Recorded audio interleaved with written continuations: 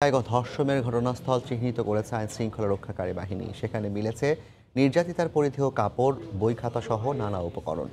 আলামত সংগ্রহ করেছে সিআইডির ক্রাইম সিন ইউনিট। বিমানবন্দর সড়কের কর্মীটোলা এলাকায় সোমবার সকাল থেকেই কাজ শুরু করে আইন শৃঙ্খলা রক্ষাকারী বাহিনী। দুপুর 12:15টার দিকে পৌঁছায় সিআইডির ক্রাইম সিন ইউনিট। খুঁজে বের করা হয় ধর্ষণের ঘটনাস্থল।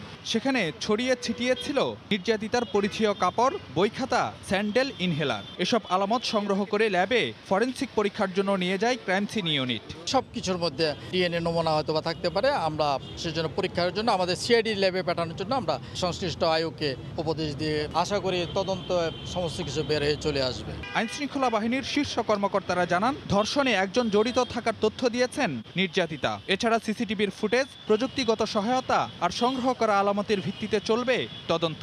কিছু ফুটেজ আমরা কালেকশন করেছি এবং বাকিগুলো কালেকশনের চেষ্টা হচ্ছে এবং আমরা এগুলো বিশ্লেষণ করে দেখছি। এগুলো বিশ্লেষণ করতে একটু সময় লাগবে এবং পাশাপাশি আমরা ম্যানুয়ালও চেষ্টা করে দেখছি যে এখানে কোন ধরনের লোক থাকতে পারে বা কী ধরনের ঘটনা ঘটতে পারে। মানে পুরো বিষয়টা আমরা প্রযুক্তিগতভাবে এবং ম্যানুয়ালি আমরা চেষ্টা করছি। এদিকে রাজধানীতে এক অনুষ্ঠানে অপরাধীকে শনাক্ত করে শাস্তি নিশ্চিতের আশ্বাস দেন স্বরাষ্ট্রমন্ত্রী। যেই দুষ্কর্ম করবেন কিংবা যেই অপরাধী কিংবা যেই অন্যায় কাজ করবেন তার শাস্তি তাকে পেতেই হবে।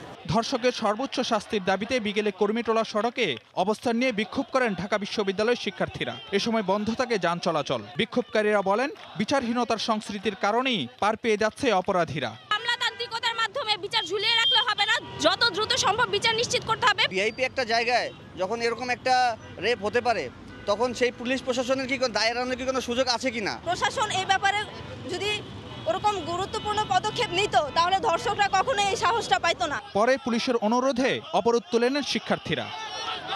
ফারুক ভিয়া, রবিন, সময় সংবাদ, ঢাকা।